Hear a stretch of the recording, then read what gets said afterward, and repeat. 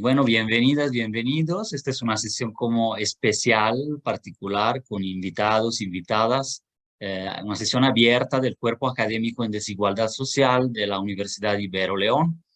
Y el tema que nos ocupa y preocupa hoy es Sudamérica, en especial el caso de Colombia y de Chile. Tenemos entonces a Juan Camilo y Valeria como invitados para platicarnos desde esas latitudes justamente las situaciones políticas, las coyunturas y abrir acá una discusión, debate, comentarios, preguntas, como siempre podemos escribir en el chat, pero también luego intervenir ya con mano levantada. Y bueno, dejo la palabra a Larisa que modera toda esta parte del evento y seguimos. Un abrazo y muchas gracias por estar. Muchísimas gracias, Fabricio. Quiero dar la bienvenida a todos y a todas. Muchas gracias por acompañarnos en esta sesión abierta del Cuerpo Académico en Desigualdad Social de la Ibero León. Y quiero mencionar a todas las personas que nos acompañan el día de hoy, que vamos a tener pues la participación, como ya dijo Fabricio, del doctor Juan Camilo Riobó, de la doctora Valeria Alejandra Olivares, pero también las intervenciones de el doctor Fabricio Loruso y, por supuesto, del doctor Otón Partido Lara, que son académicos de la Ibero León. Vamos a empezar y me permito leer la semblanza de la doctora Valeria, que es la primera persona que estará compartiendo con nosotros, para que los que nos están viendo tanto en Zoom como en Internet, pues estén un poco enterados pues de la participación que vamos a tener. De entrada, el título es Izquierdas y derechas en tiempos convulsos, el gobierno de Boric y el proceso constitucional en Chile. Y estará a cargo de la doctora Valeria Olivares, que sus títulos son, ella es licenciada en Educación y profesora de Historia por la Pontificia Universidad Católica de Valparaíso en Chile. También es licenciada en Historia con mención en Ciencia Política por la Pontificia Universidad Católica de Valparaíso en Chile. Es maestra en Historia con opción en Historia Regional Continental por la Universidad Michoacana de San Nicolás de Hidalgo en Morelia, México. Y finalmente doctora en Historia por la Universidad de Guanajuato, en México. Se ha especializado en Historia Sociocultural de las Mujeres y del Género en América Latina, la historia de Chile en los siglos XIX y XX y cultura política. Actualmente se desempeña como investigadora postdoctoral en el Instituto de Historia de la Pontificia Universidad Católica de Valparaíso, Chile, y como docente colaboradora en los programas de magíster y doctorado de la misma unidad académica. Una vez dicho lo anterior, le damos la bienvenida a la doctora y le cedemos la palabra. Muy buen día.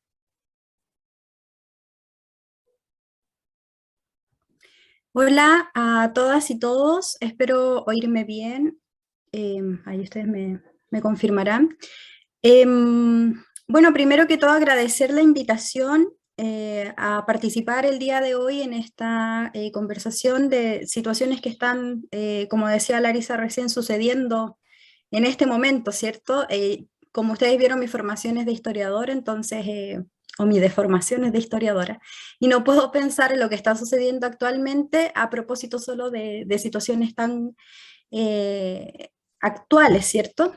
Por eso, bueno, primero voy a, antes de iniciar, compartir mi pantalla, espero que se pueda ver bien, ahí ustedes me avisan.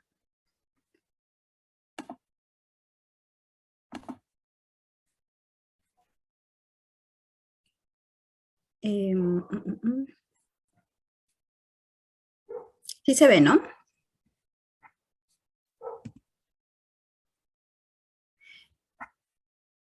Sí, Valeria, sí se ve. Ya, Bueno. lo que pasa es que perdí los videos acá, entonces no los veo. No me acuerdo cómo se hacía para poder seguir viéndolos, pero bueno, voy a confiar en que todo va marchando bien. Bueno, les decía, el día de hoy vengo un poquito a conversarles sobre esto que yo he titulado Izquierdas y derechas en tiempos convulsos.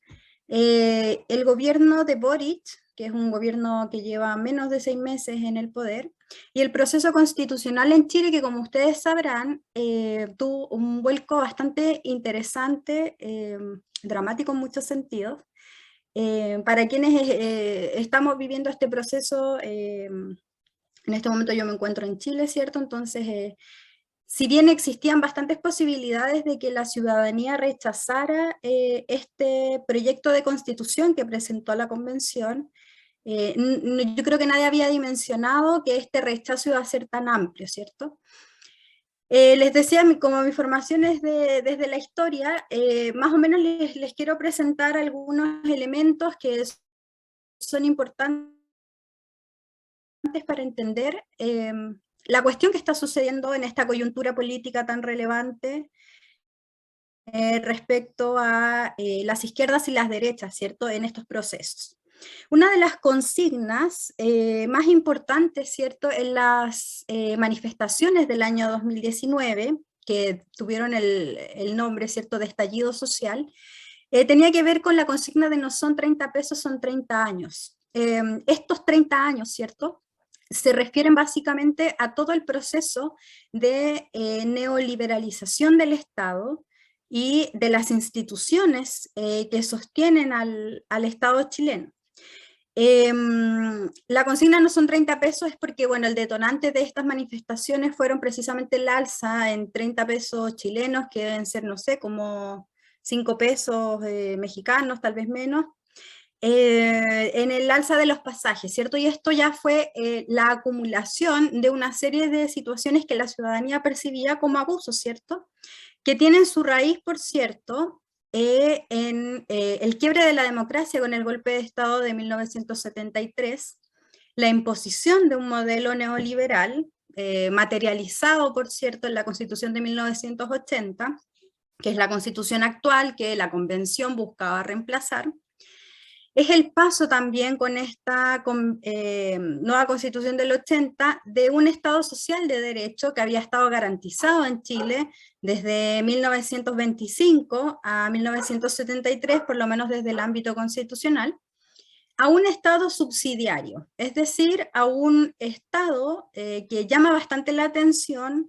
Me acuerdo haber conversado de esto con los compañeros en México, y era bien difícil comprender, por ejemplo, para ellos, qué es esto del Estado subsidiario, ¿cierto? Es un Estado que está, digamos que no involucrándose en los espacios en los que los privados podrían suplir alguna necesidad o algún derecho. Por ejemplo, en el caso de la educación o de la salud, que son elementos bien relevantes para comprender este proceso. Asimismo están todas las manifestaciones que se llevaron a cabo durante estos 30 años, ¿cierto? Que son aproximadamente desde los 90 a la fecha, que es, podríamos decir, el retorno a la democracia en el país y cómo esto va volviendo a Chile en una olla a presión, ¿cierto? En una cosa que estaba cada vez más latente. De igual manera, bueno, no sé si, perdón que parta un poquito el discurso, pero estoy no pudiendo ver mi presentación, no sé si a ustedes les pasa lo mismo. Se ve... Vierte de un líder estudiantil a el presidente de la República, ¿cierto? Y es una carrera política que podríamos decir es bastante rápida, y como muy veloz en el sentido de transformarse desde el 2008 al 2012 en distintos cargos en la Universidad de Chile, en la Federación de Estudiantes de la Universidad de Chile, como senador universitario, como presidente de, de su carrera, que él estudió Derecho, es egresado de Derecho, a ser el presidente de la Federación de Estudiantes de Chile, precisamente en el año 2011-2012, que es todo este movimiento que me imagino también se conoció en México, en el que también estaban otros líderes políticos como Camila Vallejo, ¿cierto? Que es una de las más, las figuras como más destacadas.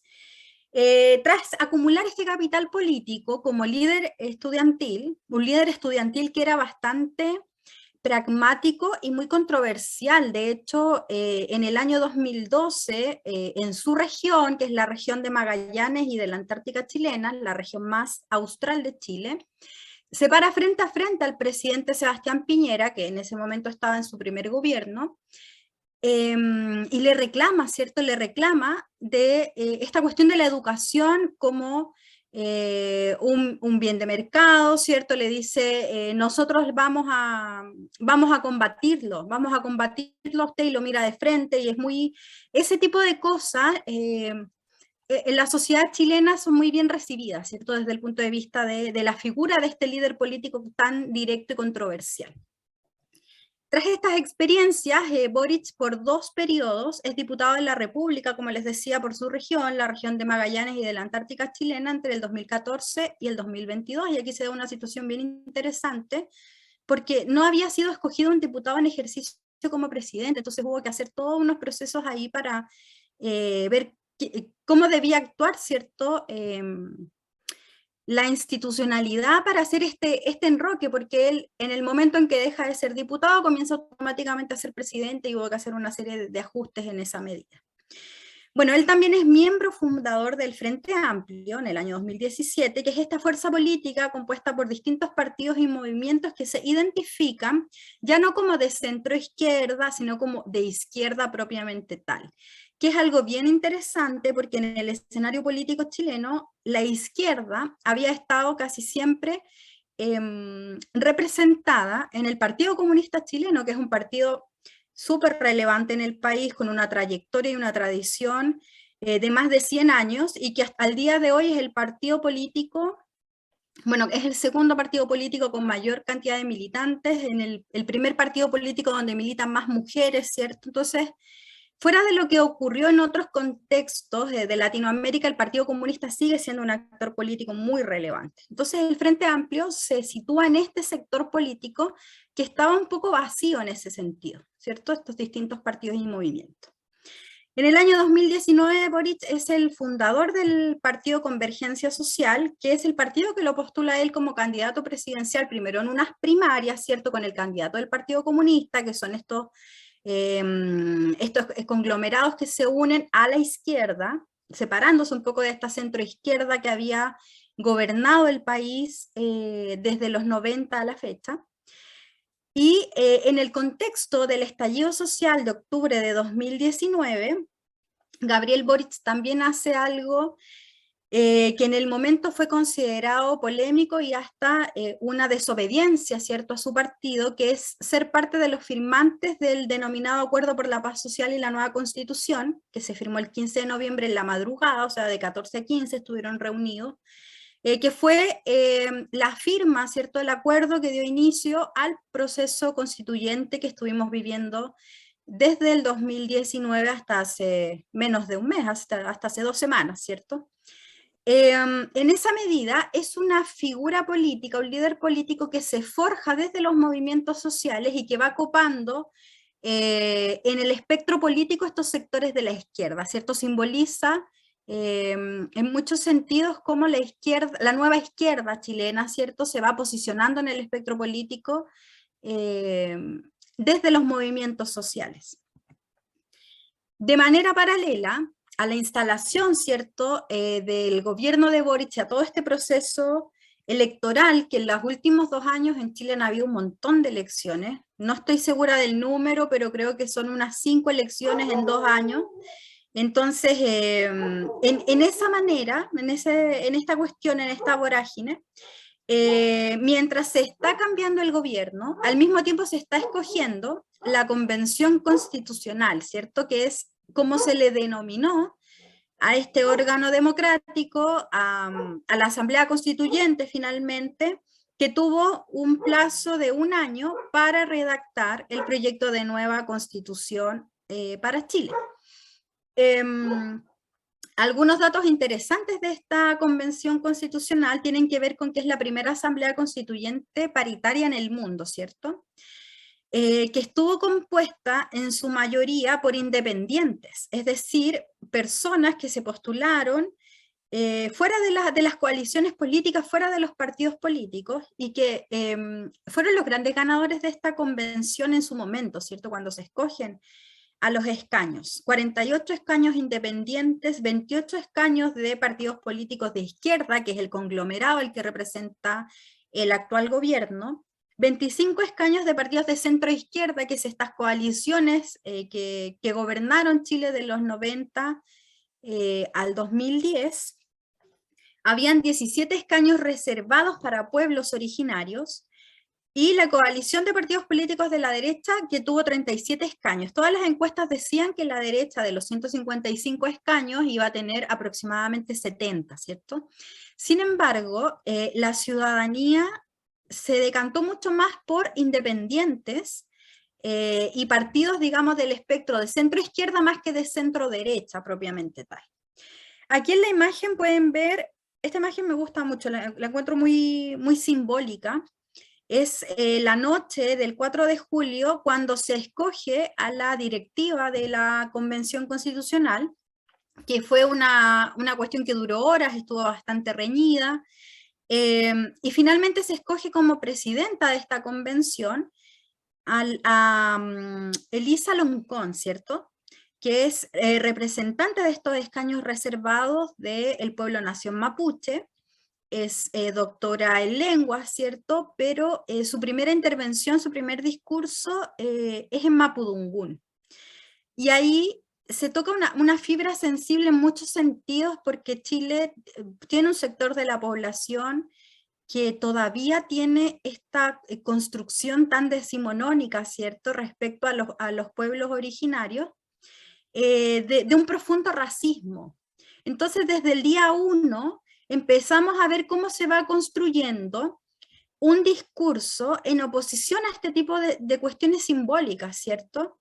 El que haya saludado en mapudungún, el que haya utilizado sus vestimentas, el que haya posicionado dentro de las discusiones temas tan sensibles para el país como la plurinacionalidad, finalmente han sido elementos rescatados ahora post plebiscito de salida, como parte de los elementos que hicieron que la ciudadanía rechazara el texto que ofrece la Convención Constitucional.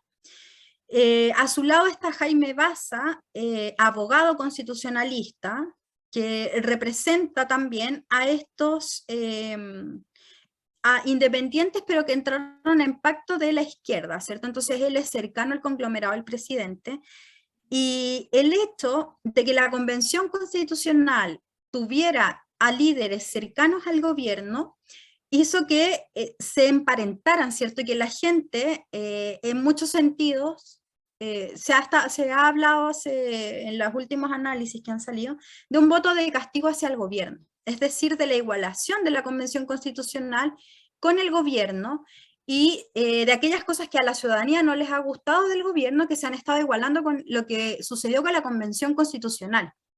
Por cierto que todos estos análisis son muy prematuros, ¿cierto? Pero son parte de los primeros testimonios que han estado recorriendo, ¿cierto? Los análisis que están haciendo, bueno, ustedes se imaginarán, aquí está esto, para nosotros que somos investigadores está maravilloso, o sea, los sociólogos, los periodistas, los historiadores, todo el mundo está súper interesado en saber qué fue lo que pasó realmente, porque al inicio de esta Convención Constitucional, el 80% de la ciudadanía que sufragó aprobó que se editara, ¿cierto?, un nuevo texto constitucional.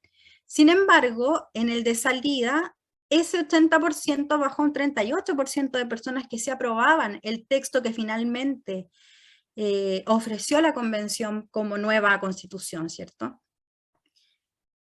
Como les decía, estos procesos están sucediendo en paralelo, y todas estas cosas que yo les estoy comentando acá no tienen más de un año de antigüedad, por decirlo así, ¿cierto?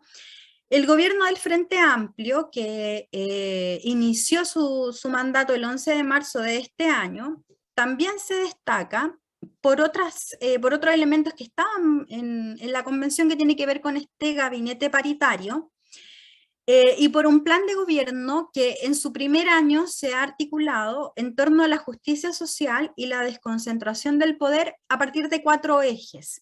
El primero de ellos es el feminismo, que eso también es muy llamativo para un gobierno, ¿cierto?, que se autodenomine y se autoconciba como feminista. Y todas las prácticas políticas que hay detrás para realmente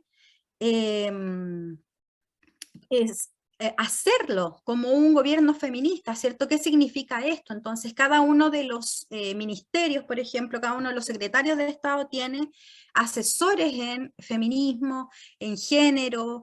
Hay una perspectiva que no solamente es que haya mujeres en los cargos de poder, sino que también las políticas que se están impulsando, las políticas públicas, y las leyes que se están mandando al Congreso tengan esta perspectiva, ¿cierto?, feminista, que es bastante interesante.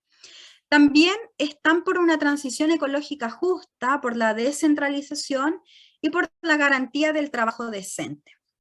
A la fecha, bueno, yo les puse ahí con puntitos lo que ya se ha concretado, y como con esta especie de asteriscos, lo que está en la agenda legislativa de manera urgente posicionada por el gobierno.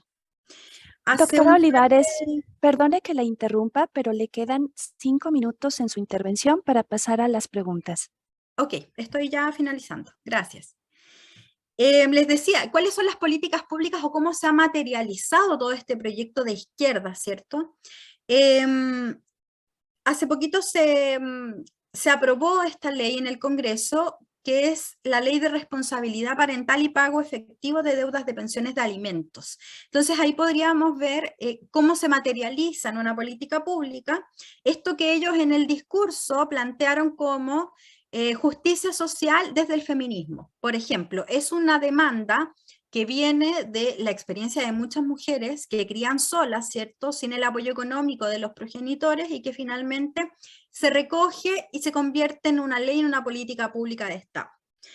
Bueno, la adhesión al acuerdo de Escazú y la cuestión ecológica, la gratuidad para los afiliados en el sistema de salud pública, y en este momento se está tramitando, se está discutiendo el proyecto de 40 horas laborales, y las políticas de centralización y el apoyo a regiones extremas. ¿Qué pasó con la victoria del rechazo de este 4 de septiembre y cómo impactó en el escenario político actual? Por supuesto que todo lo que yo les pueda decir aquí está todavía en veremos, ¿cierto? Es bastante prematuro porque, como les decía, esto sucedió hace 2 semanas. La opción del rechazo, que es la opción que ganó, la mayoría de sus adherentes visibles son parte de los partidos políticos de derecha. Entonces estos partidos de derecha usaron el triunfo como moneda de cambio para condiciones al gobierno. De partida porque tienen mayoría parlamentaria, entonces una mayoría parlamentaria que está poniendo trabas a sus proyectos legislativos, por ejemplo el de 40 horas o el de descentralización. Otra de las consecuencias tras el 4 de septiembre es un cambio en el equilibrio de fuerzas políticas. El presidente hizo ajustes en su gabinete e incluyó políticos de la centro-izquierda, que es esta que yo le decía, que desde el 90 al 2010 habían gobernado el país. Entonces, en muchos sentidos, muchos de los votantes o adherentes del gobierno no ven con buenos ojos que se retorne a estas antiguas políticas, ¿cierto? Y las negociaciones pasaron de la convención, que era el órgano que estaba dictaminando la trayectoria política del país, las discusiones políticas del país, al Parlamento, ¿cierto? Porque la convención ya se disolvió y ahora es el Parlamento el que tiene la palabra. Para finalizar, les quiero recuperar una parte del discurso del presidente Gabriel Boric, que dio, ¿cierto?, en la Asamblea de la ONU el pasado 20 de septiembre, anteayer, ante la Asamblea de Naciones Unidas, y bueno, se las voy a leer rapidito en virtud del tiempo. Boric dijo: mi opción personal en ese plebiscito fue de aprobar la propuesta que nos hacía la convención, pero el resultado fue el contrario. Algunos han querido ver el resultado del plebiscito, o sea, el triunfo del rechazo, como una derrota del gobierno. Y con toda humildad quiero hoy decirle a estas Naciones Unidas que nunca un gobierno puede sentirse derrotado cuando el pueblo se pronuncia. En democracia, la palabra popular es soberana y la guía para todo momento. También para ya ir cerrando, lo que está sucediendo al día de hoy es que el proceso constituyente y una nueva constitución no están asegurados después de los resultados del plebiscito. O sea, todavía está en veremos si va a haber posibilidad de que se cambie la constitución o no, ¿cierto? Entonces, bueno, con esta Con esta cita, que pretende un poquito sintetizar lo que es estos equilibrios de poder entre izquierdas y derechas en el gobierno y en el proceso constitucional, quiero finalizar mi intervención. Muchas gracias a todos por su atención. Doctora, muchísimas gracias a usted. Su participación fue muy interesante y me acaba de informar que se ha tomado la decisión de dejar la sesión de preguntas mejor al final, una vez que el doctor Riobó haya expuesto. Nos parece más correcto también para ir reuniendo lo que nos quieran preguntar las personas que nos están viendo, que de hecho ya dejaron preguntas en el chat. Así que una vez dicho lo anterior, me voy a permitir, me voy a tomar la libertad de presentar al doctor Juan Camilo Riobó. El título de su presentación es Hacia un nuevo ciclo político, tensiones y desafíos en el gobierno de la Colombia humana. Juan Camilo, perdón, es que no había prendido mi cámara. Juan Camilo Riobó Rodríguez es doctor en Historia. Sus líneas de investigación se centran en el estudio de movimientos armados en Colombia, así como el desarrollo institucional del ejército y la policía durante el siglo XX. En sus trabajos se destaca el análisis de fuentes como la fotografía y la literatura, vinculado a la perspectiva de la historia política y cultural. El doctor Juan Camilo Riobó es doctor en Historia por la Universidad de Guanajuato, México, maestro en Historia con opción en Historia Regional Continental por la Universidad Michoacana de San Nicolás de Hidalgo, México, y licenciado en Ciencias Sociales de la Universidad Distrital Francisco José de Caldas en Colombia.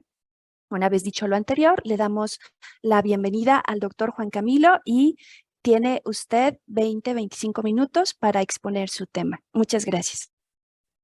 Buenas tardes. No sé si tengo buen audio. ¿Me escuchan? Sí, se escucha muy bien. Sí. Muchas gracias. Bueno, primero agradecerles la invitación. Compartí mucho en la Ibero León, hice mi tesis doctoral, gran parte de mi tesis doctoral. Y bueno, muchas gracias. Mira, muy interesante la invitación porque estuve pensando cómo comenzar. Y me parece que hace unas cuantas décadas Colombia y Chile eran como modelo, ¿no? Colombia fue siempre como un modelo político, como de estabilidad política, y Chile fue siempre un modelo de estabilidad económica, ¿no? Entonces, creo que internacionalmente se buscó, se trató de demostrar estas caras, ¿no? Estos dos modelos y ejemplos de país. Incluso el modelo de seguridad colombiana, que fue el que se exportó a países como México, Centroamérica, y que es el modelo, por ejemplo, de la lucha contra el narcotráfico, que es un modelo fracasado, pero pues es el modelo que exportamos finalmente, ¿no? Para entender, como bien lo decía la doctora Valeria, para comprender este salto, ¿no? Este nuevo, entre comillas, nuevo ciclo, como lo iremos debatiendo a lo largo de esta presentación del gobierno o el inicio del gobierno de Gustavo Petro, es importante entender las fuerzas o, por ejemplo, los anteriores ciclos que dieron pues cabida a digámoslo, cambio, ¿no? Cambio y alguna serie de transformaciones, sobre todo, diría yo, en la cultura política colombiana.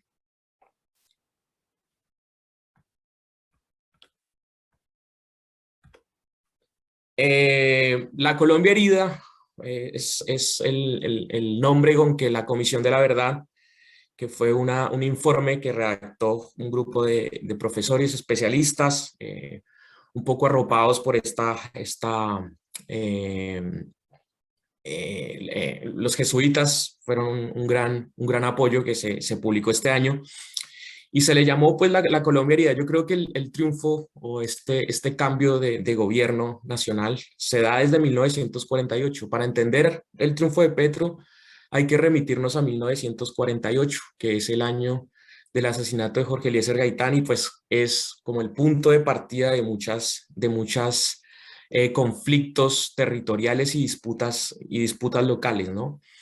En primer lugar, pues hay como una serie de violencias que se dispersan por gran parte del territorio nacional entre los dos partidos tradicionales, que es como historiográficamente lo más correcto, remitirnos a los años de la violencia entre el Partido Liberal y Conservador. Hay una serie de disputas territoriales que conforman pues diferentes instancias de gobierno y también de hacer política en Colombia, que es por medio principalmente de prácticas coercitivas y prácticas armadas. Entonces así se construye básicamente el Estado, al amparo de todas estas prácticas, ¿no? Después, como se sabe, ¿no? A lo largo de la historia, sobre todo los impactos de la Guerra Fría, hay todo un furor de movimientos armados, pero en Colombia yo tengo personalmente mi posición y mi hipótesis de que no se da al calor de la ideología de otros países o la influencia como tal cubana o soviética. Yo creo que en Colombia se piensa ya, hay como una génesis de estas ideas, inclusive desde comienzos de 1930, ¿no? En Colombia hay toda una cultura guerrillera, ¿no? Entonces hay toda una cultura por esta misma idea de hacer la paz, de hacer la política por medio de las armas. Hay toda una guerra cultural y hay toda una cultura de ser guerrillero, ¿no? Entonces las FARC nace con una idea mucho más campesina, mucho más vinculada pues a las antiguas repúblicas de paz de los campesinos. Entonces ideas más comunitarias, diría yo, en un nicho más campesino. Por otro lado, el ELN es una guerrilla mucho más intelectual, universitaria, y finalmente el M-19, que son como las tres grandes experiencias armadas. Fue una experiencia de donde sale Gustavo Petro, mucho más urbana, ¿no? Entonces se pensó por muchos años que la revolución estaba a la vuelta de la esquina, que era fácil, que se podía derrotar o lograr un nuevo gobierno bajo esta modalidad.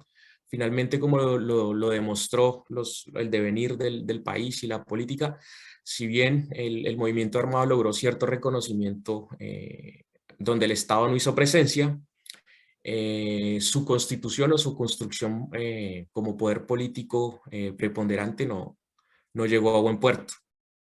Después de toda esta construcción histórica del movimiento guerrillero, hay una eclosión del narcotráfico, y es cuando comienza de una forma también muy inocente, sin el mayor conocimiento por parte del Estado de cómo detener el tráfico de marihuana. Hay toda una expansión criminal y finalmente llega a la cocaína, que es aquí donde yo lo llamo, le hago un poco guiño al concepto de guerra sucia mexicano, y comienza nuestra guerra sucia, que fue la alianza entre narcotraficantes y grupos paramilitares que van a ser cardinales en esta forma y en este tránsito de gobierno. Entonces estos grupos paramilitares, amén de atacar y frenar un poco el avance del movimiento armado guerrillero, se constituyen también en un poder territorial muy interesante. Entonces comienzan a tejer alianzas con el narcotráfico, y de ahí, de todas estas expresiones, nace, por ejemplo, las figuras de Pablo Escobar o los hermanos Rodríguez Orejuela en Cali. Esta alianza le permitió constituir, sobre todo al paramilitarismo, un proyecto en ese momento a nivel regional. No me quise aventurar con fechas, porque creo que no hay un predominio de una etapa sobre otra, y considero que también hay que revisitar varios cortes que ha hecho la historiografía colombiana sobre las problemáticas y los fenómenos en materia de seguridad y orden público en Colombia. Luego de esta alianza y esta institucionalización en un primer momento, digámoslo, a nivel regional, viene el gran proyecto de la seguridad democrática, que fue la gran cabeza de esto fue Álvaro Uribe Vélez, como se conoce, fue el presidente desde el 2002, y el famoso lema, mano firme y corazón grande. Uribe llevó el proyecto paramilitar asociado con estos impulsos, digámoslo, del paramilitarismo regional. Él logra la presidencia colombiana, Y ahí es donde hay una consolidación total del proyecto. Ya no, siempre se ha dicho que el paramilitarismo fue a la luz como un actor muy secundario, ¿no? El paramilitarismo tuvo un papel político importante y un papel institucional. Entonces, de nuevo, vuelve esta idea de la Colombia herida y esta forma de hacer política por las armas y por la violencia, ¿no? Luego viene una gran crisis, un gran cambio de paradigma que es durante el gobierno de Juan Manuel Santos, que hay toda una fragmentación del paramilitarismo, esta figura del paramilitar como antiguo líder político, económico a nivel regional se pierde su norte y se vandaliza y termina siendo un nicho de diferentes grupos y diferentes actores con con una capacidad amplia a nivel militar, pero con unas acciones igual de temerosas y recurren pues a estas prácticas de terrorismo de Estado. Pero paralelo a esta desmantelación o fragmentación del paramilitarismo en muchos otros nichos, hay toda una crisis del movimiento político a nivel guerrillero. El movimiento político guerrillero o la violencia revolucionaria pierde sentido en Colombia después de una serie de acciones de las FARC y el ELN que pone pues contra las cuerdas a nivel territorial, que era su antigua base, el valor político de continuar en una lucha armada, que finalmente fue la que, después de muchos años, fue la idea que impactó a las FARC. Dos hechos, yo pues me gusta mucho analizar la fotografía, dos imágenes muy importantes. La muerte de Gaitán simbolizó por muchos años, tuvo una importancia sobre todo para todo el proyecto liberal en Colombia, y la otra fue la Operación Orión del 2002, que es foto de Jesús Abad Colorado, que es un fotoreportero muy famoso, y ese hecho me parece cardinal de esta política criminal que fue impulsada por el proyecto paramilitar, este grupo de personas amparados por una alianza entre paramilitares y el ejército colombiano, entra a una comuna de Medellín y básicamente asesinaron a diferentes personas y no se supo realmente, primero, cuál fue la finalidad y segundo, varios desaparecidos que nunca más se supo su paradero. Entonces estos dos hechos creo que son cardinales de esa Colombia herida, ¿no? El asesinato de Gaitán y la Operación Orión, que es el fracaso total ya de esta política antinarcótica. Hasta aquí creo que usualmente se conoce a Colombia como un país violento, pero yo pienso que Colombia también han habido experiencias y procesos de paz, impulsos de paz que han tratado desde 1954 de frenar un poco pues estos movimientos armados, con el paralelo que siempre se han hecho, en el mayor de los casos, alianzas o búsquedas de diálogo con grupos armados y movimientos guerrilleros. Entonces, creo que también se han hecho muchos acercamientos por parte de la institucionalidad para alcanzar ese anhelo de paz y sobre todo esa paz con justicia social que no en todos los episodios fue gratificante, ¿no? El 2002 nace pues el proyecto de paz del señor Juan Manuel Santos, que era el presidente en ese entonces. Inicialmente el proyecto pretendía cobijar también al ELN, pero finalmente las FARC son las que toman la vocería y llevan pues el diálogo. El diálogo como tal se venía conversando, se venían haciendo acercamientos desde el año 2009. Entonces ya había como todo un camino, digámoslo así, allanado para que pudiera darse este salto a la paz. Tuvo altas y bajas ese proceso de paz. Creería que su más baja fue el no del plebiscito, que fue el rechazo en el 2016, se llamó un poco a elecciones, me hizo mucho ruido también con lo que pasó aquí en Chile. Se llamó también varios sectores de la derecha colombiana, o los sectores más conservadores llamaron a votar por el no, y finalmente el triunfo del rechazo al proyecto o al plebiscito de la paz. Y finalmente, debido a la presión internacional, sobre todo los gobiernos nórdicos, Noruega, uno de estos garantes y de los países que mayor presión hizo a nivel político, digámoslo que esta no fue una paz de alguna forma política, esta fue una paz que se hizo por vía judicial, ¿no? Por vía legislativa, ¿no? Básicamente se incluyeron una serie de proyectos jurídicos que le dieron viabilidad al tema de la paz. Entonces esta fue una paz más pactada de forma institucional que, digámoslo de alguna forma, reconocida socialmente. Pero en ese momento creo que se da o se abre la puerta para una reconciliación social bien interesante, que es el camino que ya comenzó en este momento a transitar Gustavo Petro. Listo, esta nueva puerta considero yo que tiene como su punto de partida, ¿no? La pandemia, no por lo que significó a nivel de salud o a nivel contextual. Me parece que hay una serie de efectos sociales y la pandemia sirvió para visibilizar sobre todo las dificultades que habían en las regiones y en muchas ciudades que se habían abanderado estos proyectos, digamos, de largo aliento, modernizadores, y como eran las ciudades pilares del desarrollo en Colombia, como Cali, como Bogotá, Medellín.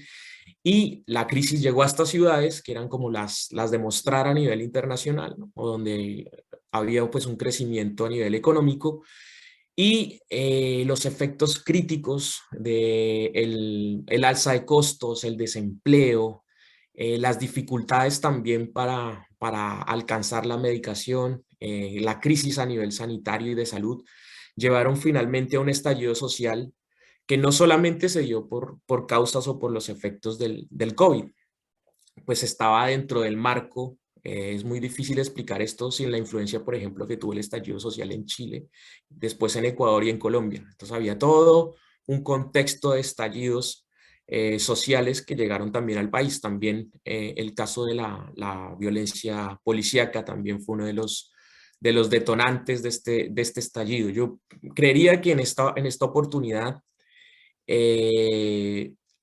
le daría mucha relevancia a la crisis. El estallido se vio como una crisis, como esta idea que tenemos siempre de que no, que estamos polarizados, que no sé qué. Yo creo que se le dio una importancia y un valor a la polarización, ¿no? Entonces, a partir de este momento, es que la ciudadanía y el movimiento social tomó una preponderancia muy importante. ¿Cómo respondió el establecimiento? Todavía en un gobierno como el de Iván Duque, yo diría que fue un gobierno muy débil en materia de seguridad y en materia también de políticas públicas. Un gobierno que perdió el norte a mitad del paso, no sabía si estaba influenciado por el uribismo, por el antiguo-uribismo de Álvaro Uribe, o pretendía hacer otra cosa. Nunca quedó claro. Y finalmente, ¿cómo responden? Pues con represión. Y yo cambio un poco esta idea de militarización de la policía por la paramilitarización de la fuerza pública. Al momento de que las FARC entregó las armas, muchos de estos antiguos militares y policías entrenados para enfrentar a este grupo armado como eran las FARC, toda esta capacidad militar que tenían, fueron llevados a las ciudades a contener este estallido. Entonces hay toda una paramilitarización y unas prácticas de terror violentas, asesinatos indiscriminados, enviaron a muchos líderes a la cárcel, persecución política, y principalmente creo que hay en ese estallido social un juventicidio muy importante, ¿no? Hay un asesinato de jóvenes sistemático, pero no siempre es sistemático, fue también desbordado. Y creo que eso sumó también a todo un rechazo institucional, creería yo, no solamente por el gobierno o frente al gobierno de Duque, pero también nació una desconfianza política sobre los antiguos partidos y sobre esas formas de ver la política bajo las armas, como se había visto desde 1950 con cada uno de los diferentes actores, llámese grupos guerrilleros o paramilitares. Y digamos que la ciudadanía comenzó a tomar como un papel más preponderante. Aquí tenemos uno de los ejemplos, Francia Márquez, que tomó fuerza, o su figura tomó mucha preponderancia durante el estallido, y que finalmente va a ser una figura clave, bien clave, para la presidencia de Gustavo Petro. y abrió pues una gran puerta al cambio de gobierno, ¿no? ¿Quién es Gustavo Petro? ¿No? Para entender a Gustavo Petro es hijo de esta cultura guerrillera, ¿no? Gustavo Petro fue militante del M-19, militante urbano del M-19, como yo hice la caracterización. Esta agrupación era mucho más urbana. Sus acciones fueron dirigidas como más hacia blancos simbólicos, y creo que Gustavo Petro, en ese momento, como yo lo llamo aquí Gustavo, no era conocido como Gustavo Petro, comienza o da su iniciación política a través de este movimiento, que no es gratuito. No es gratuito que un país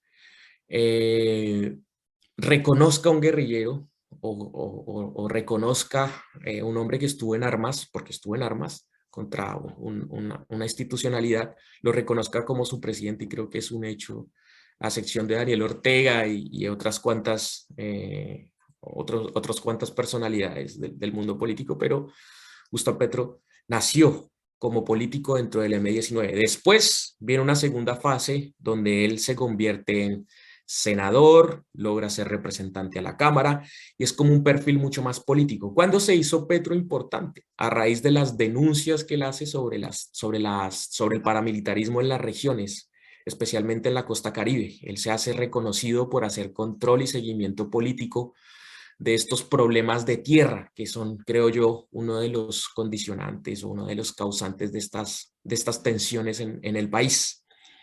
Finalmente da su gran salto en la alcaldía de Bogotá, logra la alcaldía de Bogotá también.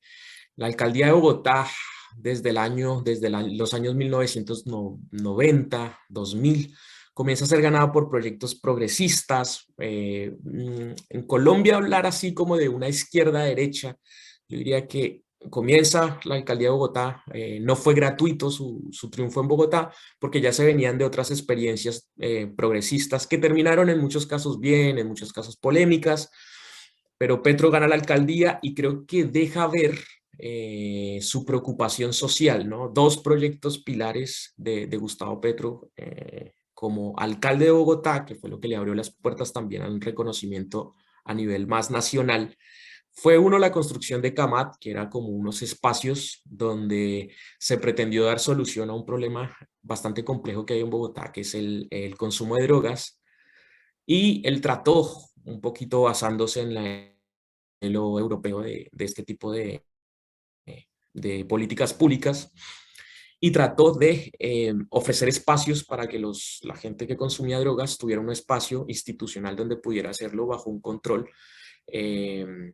social y también político, y creo que fue uno de los éxitos de su gobierno en la alcaldía. Sumado a eso fue el tema de las basuras, que es un tema muy neurálgico también, que hacía parte de compañías privadas, lo retomó como parte de nuevo a esta idea pública y del servicio público, y creo que fue uno de sus mensajes políticos más fuertes. La otra fue mantener o defender la ETB, que es la telefonía pública de Bogotá. Creo que esas fueron sus tres grandes alcances de las políticas de Gustavo Petro. Luego hay una serie de intenciones presidenciales. Petro no es la primera vez que se lanza, se había lanzado. Es muy curioso porque su figura nació a partir de la crítica también que se le hizo al uribismo, y Petro siempre se hizo a la luz o a contraluz del uribismo de Álvaro Uribe Vélez. Se mostró como su contrincante político, pero siempre que lo hizo perdió las elecciones. Me parece que esta vez que ganó hizo justamente lo correcto. No se mostró más como un continuador de ciertas políticas institucionales y dejó o salió de ese binomio que siempre lo ponía en contra de Uribe. Creo que al separarse de esta idea del uribismo como el contendor político del uribismo, creo que hizo mucho ruido y creo que conectó mucha parte de la ciudadanía, y sobre todo lo hizo conectar a nivel regional. Varias cosas también, varios factores. Francia Márquez, el auge del movimiento social. El movimiento social había sido perseguido por el paramilitarismo y también por los movimientos guerrilleros. Y hay todo un auge a raíz del estallido social y hay toda una visibilización de las necesidades de los jóvenes, que es lo que yo creo que Gustavo Petro logró anidar dentro de sus discursos y los debates parlamentarios, los debates que le antecedieron a la presidencia. Doctor, Entonces, doctor Juan Camilo Riobó, disculpe que lo interrumpa, pero le quedan 5 minutos para concluir con su intervención. Gracias. Listo. Luego de ser nombrado presidente, lleva muy poco, apenas hizo el cambio de mando. Yo creo que apunté una serie de líneas o de ideas que me parecen a mí que van a ser los desafíos de este gobierno de Gustavo Petro. Primero, el narcotráfico, ofrecer una salida negociada, un problema multidimensional. Creo que en él pondría entre comillas esta idea de legalización de las drogas. Creo que él tiene que iniciar un diálogo con actores armados, por ejemplo el ELN, pero también con estos grupos residuales del paramilitarismo. Y creo que él tiene que ofrecer, más allá de dejar de cultivar cocaína, él tiene que ofrecer salidas también económicas. Yo creo que Gustavo Petro no va a hacer cambios estructurales muy profundos, porque no creo que se lo permita la oposición, y los mismos niveles de cultura política en Colombia no van a permitir unos cambios tan profundos. Su gabinete ha sido criticado porque dicen que es una continuación del gobierno de Juan Manuel Santos. Entonces me parece que en esa medida el gran reto creo que va a ser en materia económica, ofrecer empleabilidad, que es uno de los temas gruesos en el país. Se ha hablado mucho del apoyo al mediano empresario, ¿no? Al pequeño empresario, al pequeño comerciante, y también esta idea de consolidar nuevos mercados a través del uso de energías renovables y el cuidado del medio ambiente, que creo que ese es uno de sus discursos también muy fuertes y una de sus parámetros, ¿no? Para medir esta alternatividad en su presidencia, ¿no? Otra cosa que tendrá que hacer es como una reestructuración de la fuerza pública. Hay que... Creo que es una de las tareas más complejas porque sabemos el poder, sobre todo que tienen nuestros militares en la región de México, Centroamérica, hasta Chile. Hay mucho poder y creo que él tiene que hacer un cambio de doctrina militar, ya no enfocada en la guerra del enemigo interno y en la eliminación de ciertos actores armados. Él tiene que cambiar esa doctrina militar y enfocarla más, creo yo, que a un desarrollo económico, o a la protección, por ejemplo, del mediano empresario. Ese creo que va a ser uno de los temas más difíciles, repito, por la fuerza que tiene nuestra fuerza pública, la que tiene el ejército, la que tiene la policía, más en un país que ha estado en un conflicto desde 1950. Una política activa contra la corrupción me parece clave también, ¿no? En Colombia se maneja mucho el modelo del político local con mucho poderío, creo que es muy similar a México, y que ahí es donde ocurre finalmente la corrupción.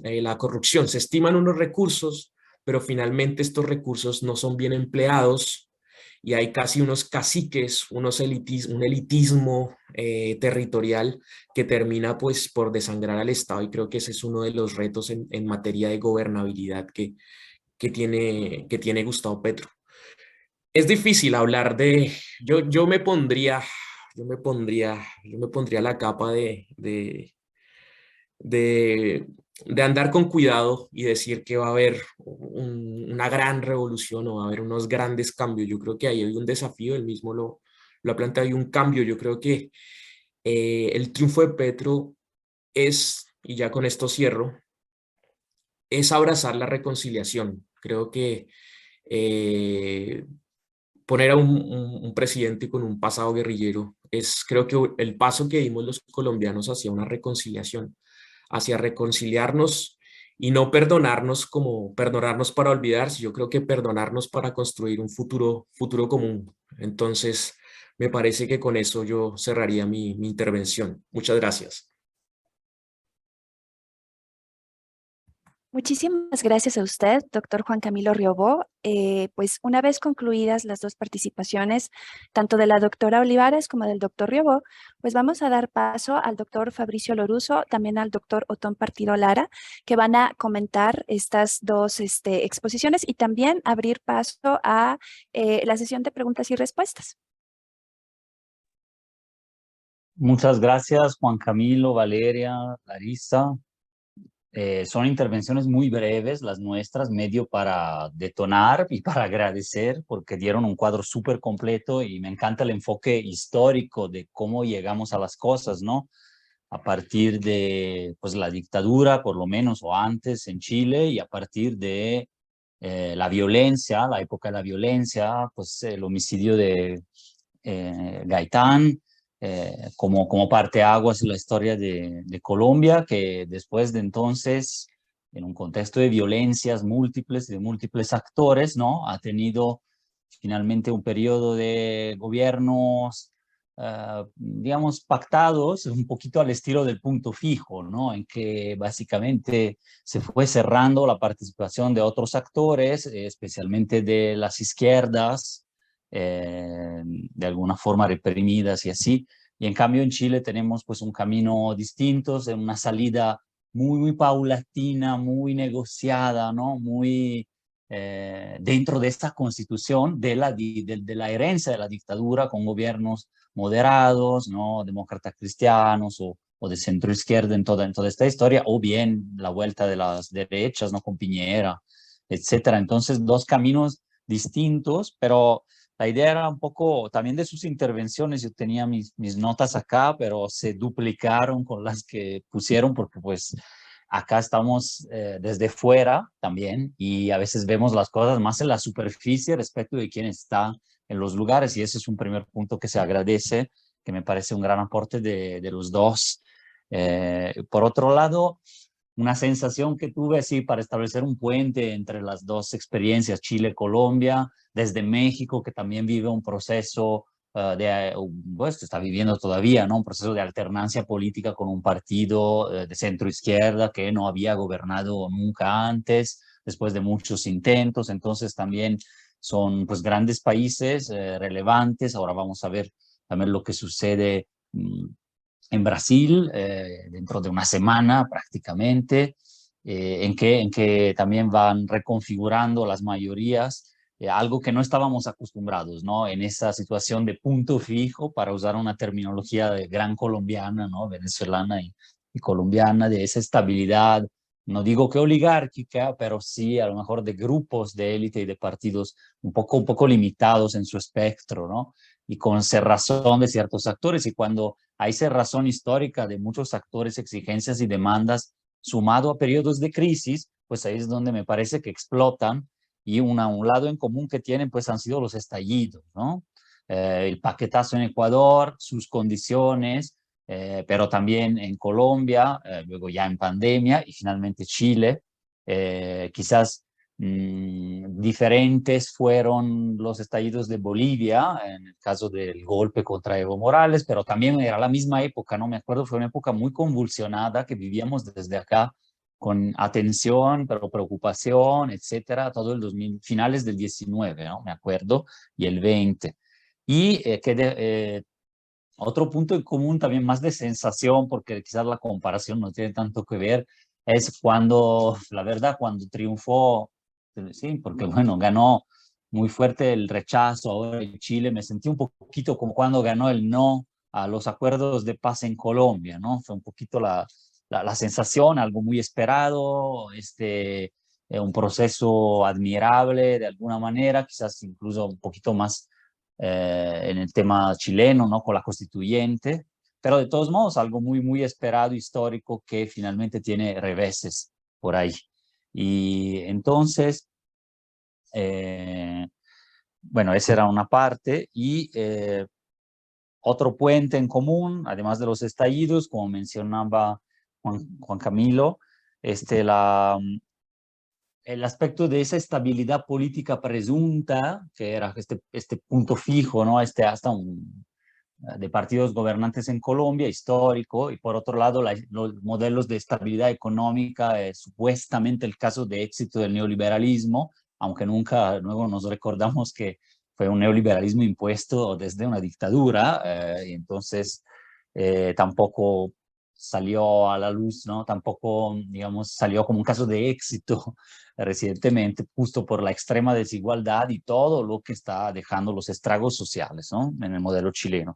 Y finalmente, ya para cerrar un poco y abrir a preguntas, algunas las escribí ahí justo para no sobreponer los discursos con el tema propio de las preguntas. Los discursos en la ONU, me parecieron interesantes las intervenciones de Petro, Boric, en la ONU el otro día, por sus enfoques, ¿no? Sí, enfoques progresistas los dos, pero con tonos distintos. El medio ambiente, ¿no? Como eje, y ahí la pregunta es cómo ven ese eje en lo concreto, porque siempre está ese debate entre renovables, energía, sustentabilidad, etcétera, como algo necesario, algo de sus plataformas, pero luego en términos reales de la economía, a veces las economías no están listas, y en términos pragmáticos todavía siguen los productos de exportación masiva, de la minería, del extractivismo, por un lado, que causa otros problemas sociales, y también los combustibles, ¿no? Más tradicionales fósiles. Pero bueno, los dos tuvieron en común eso, me parece, pero en la dimensión internacional, que también la mencionaron mucho, como que expusieron los casos de ellos como gobiernos nuevos y fruto de procesos complejos y fuertes, explicaron al mundo ahí. Entonces aconsejo también verlos, fueron buenos resúmenes, me parece, lo que los dos mostraron, pero en donde Petro finalmente en lo internacional mostró más regionalismo latinoamericanista, de hecho, justo con las menciones del subcontinente, y un tono de antiimperialismo o de antiinjerencismo de parte de Estados Unidos, sobre todo básicamente hasta se dirigía al norte global, o básicamente que en América es representado por Estados Unidos, ¿no? Entonces, algo que viene de la tradición de la izquierda latinoamericana, que en cambio me parece que Boric ahí no tenía, expresó, claro, digamos, los temas de Rusia, la condena a Rusia y Ucrania, y por otro lado también del tema de Venezuela. Por eso puse ahí esas preguntas, un poco para detonar, después de la intervención de Otón, mi colega que también estudió para su tesis en ambos países y los conoce mejor que yo, y lo dejo así, y ahí para luego la ronda de preguntas. Paso la palabra.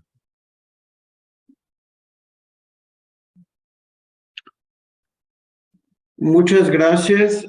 Bueno, pues hacer algunos apuntes como hilos conductores. Creo que para México es muy importante estudiar los casos y los procesos políticos de Colombia y de Chile, pues nada más y nada menos porque en el caso de Chile se trata, como dijo Fabricio, de la implantación violenta del neoliberalismo a través de una dictadura. De algún modo, en la literatura se ha manejado que Chile fue una especie de laboratorio neoliberal para América Latina, y en el caso de Colombia, pues porque se trata del conflicto armado más antiguo del hemisferio occidental, ¿no? Entonces, digamos, entre los hilos conductores que yo encuentro en ambos procesos recientes, desde luego es un giro a la izquierda, pero diferenciado, ¿no? Con nuevas características. Una de ellas es la ruptura de los partidos tradicionales y el surgimiento de nuevos liderazgos. Desde luego creo que Petro es uno de los intelectuales más destacados, que a su vez también ahora es jefe de Estado. Entonces hay que seguir con mucho cuidado sus pronunciamientos en cuestiones de medio ambiente, de política, de relaciones civiles militares. Y Boric también es representante de una nueva generación emergente, que además en ambos países hay extraordinarias capacidades intelectuales para promover una verdadera democratización, ¿no? Porque realmente un sistema democrático en donde todos votan para que siempre gane la derecha, pues podríamos ponerlo un poco en duda. En realidad, creo que un sistema democrático consiste en que todos los partidos tengan oportunidades razonables de ganar, ¿no? Y en este sentido, Esto sí puede ser visto como un avance de la región, ¿no? Que los votos cuentan y eso es importante. También vienen estos nuevos procesos de movilizaciones de sectores afectados por la política neoliberal, por la precarización de la vida, del trabajo, de la educación. Sin embargo, estas nuevas izquierdas creo que sí tienen posturas diferenciadas, ¿no? Y se vio claramente en los discursos ante la ONU de Petro, por un lado, que tiene una postura más conciliadora. Creo que un buen sello de él desde el inicio de su gestión es que llamó mucho a la reconciliación. Y en el caso de Boric, pues una condena inequívoca a la intervención de Rusia a Ucrania, ¿no?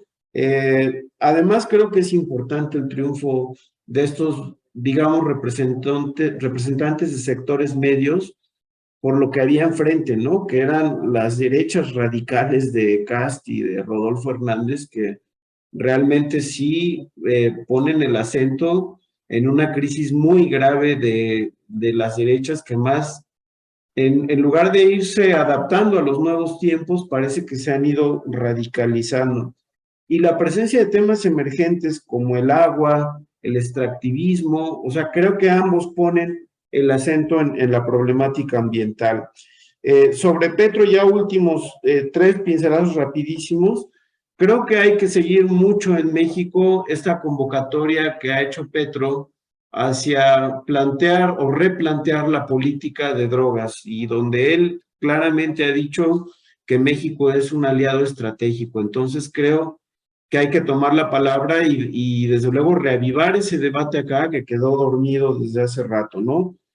Y en el caso de Boric, pues el reto es reencauzar la razonable idea de abrir una nueva etapa constitucional, pero creo que una fortaleza del movimiento que él representa es este reconocimiento a la diversidad social. Yo nada más tenía una pregunta para ambos, que es cómo valoran la relación con las Fuerzas Armadas de estos nuevos gobiernos y el papel que están teniendo los medios de comunicación, que más bien parece que han tomado partido en vez de cumplir su responsabilidad de informar. Y por último, recomendar un texto muy grande, pero que es resultado de décadas de trabajo, que es el informe de la Comisión de la Verdad de Colombia, que fue una iniciativa que, por cierto, encabezó un sacerdote jesuita, Francisco de Rú, que ahorita voy a poner el enlace, porque creo que si en algún lugar hay que ver con atención la reconstrucción y el proceso de paz y todos los procesos de memoria, es Colombia. Muchas gracias y felicidades.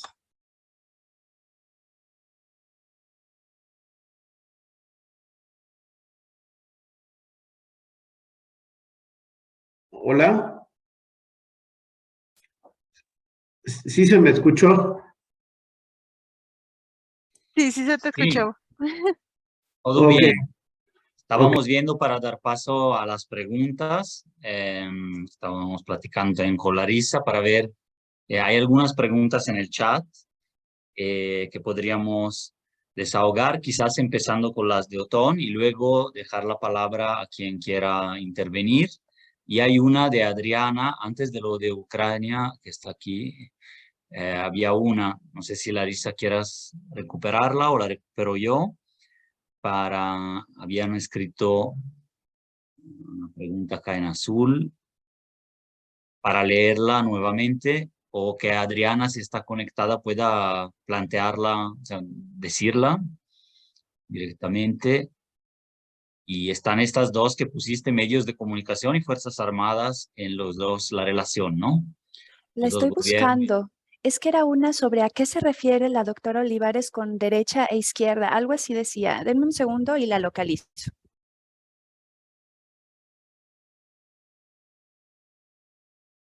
Sí, la estoy viendo. O están unas mías, pero yo dejaría la palabra a las personas antes de... Mis preguntas no son tan urgentes.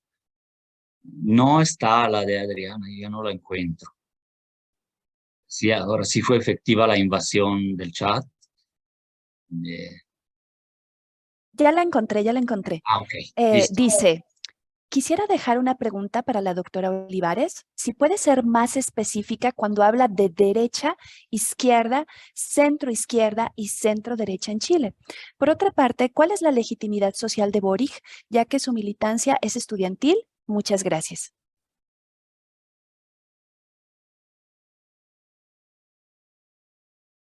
Si quieren, empezamos entonces con Valeria con esta pregunta y luego Juan Camilo y Valeria con las preguntas de Otón y luego damos la palabra a quienes están conectados. Ok. Sí, creo que tal vez no clarifiqué mucho este asunto, pero para comprender el espectro político en Chile, creo que podríamos dividirlo en 4 segmentos, por decirlo así. Una izquierda mucho más a la izquierda, valga la redundancia, que estos partidos que se reconocen de centro izquierda, como es el caso de la Democracia Cristiana y el Partido Socialista, que son probablemente los partidos más representativos de este sector. Y en la derecha también podríamos situar a 2 conglomerados, que es una derecha más radical, que precisamente hacía referencia a Otón, que es un elemento sumamente importante, porque en muchos sentidos la izquierda que representa Boric está hoy en el gobierno, producto de esta derecha radical, ¿cierto?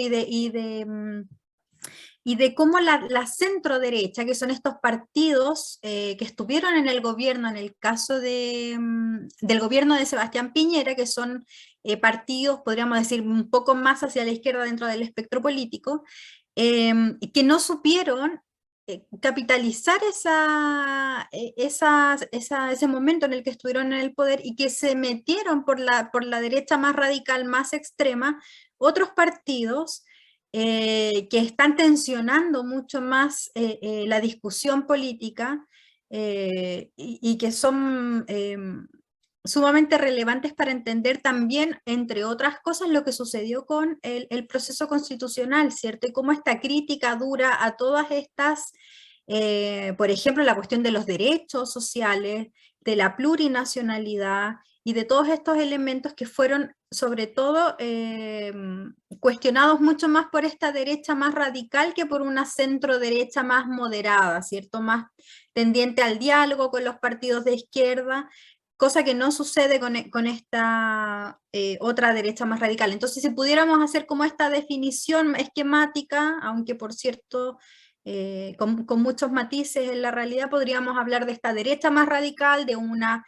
derecha más democrática, de una centro izquierda y de una izquierda que, bueno, los de extrema derecha también la denominan como extrema izquierda, ¿cierto? Que es donde están los partidos comunistas y los del Frente Popular.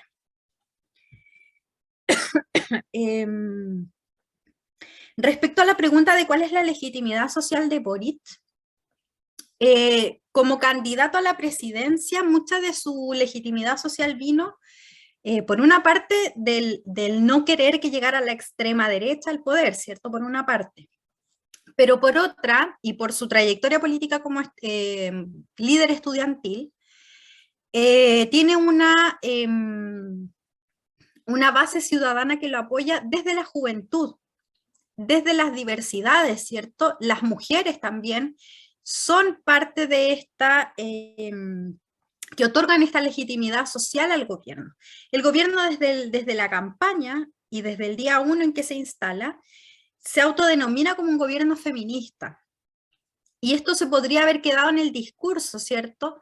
No obstante, se han tomado una serie de medidas que han hecho que las mujeres sigan todavía como votantes, y también se puede percibir en las redes sociales y en encuentros políticos muy firmes con el gobierno precisamente por este tipo de medidas. Yo les comentaba una muy particular que tiene que ver con esta ley de el pago efectivo de pensiones de alimentos, que con la cuestión de la pandemia, como que era un secreto a voces, ¿cierto? Esto de que habían muchas mujeres criando solas, pero no solas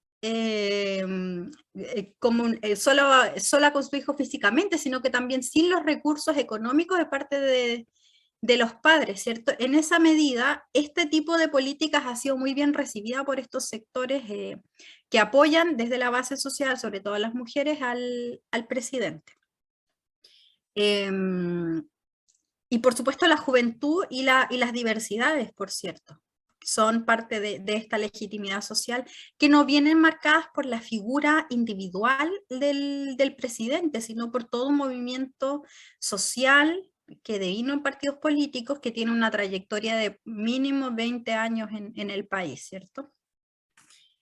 También quería hacer referencia a, me parecieron muy interesantes las intervenciones tanto de Fabricio como de Otón. Son muy iluminadoras en el sentido de que, claro, te llevan a pensar otros elementos que a lo mejor, bueno, por el tiempo, pero también porque uno está como muy enfocado en un tema, se pierden, ¿cierto? Que es esta cuestión de la dimensión más internacional de estas izquierdas, que en el discurso se reconocen como latinoamericanistas, ¿cierto? O sea, Boris dijo en su discurso, vamos a recuperar esta parte latinoamericana de Chile, que por mucho tiempo, con esta imposición de un modelo neoliberal, estuvo mirando a otras partes, ¿cierto? A Estados Unidos, a Europa más occidental, y como que se negaba, ¿cierto?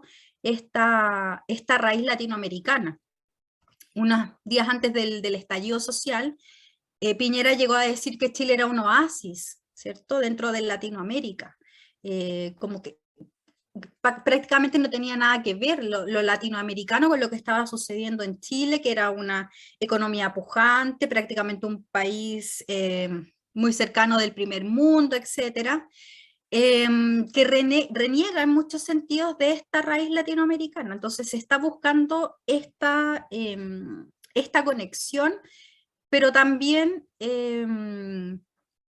yo veo, por ejemplo, no sé, lo que ha sucedido en este caso en el encuentro que está acaeciendo en Nueva York, que Boric, por ejemplo, para temas medioambientales o para hablar de bloques, ¿cierto?, en la región, lo veo mucho más cercano, por ejemplo, con un Justin Trudeau que con Gustavo Petro, ¿cierto?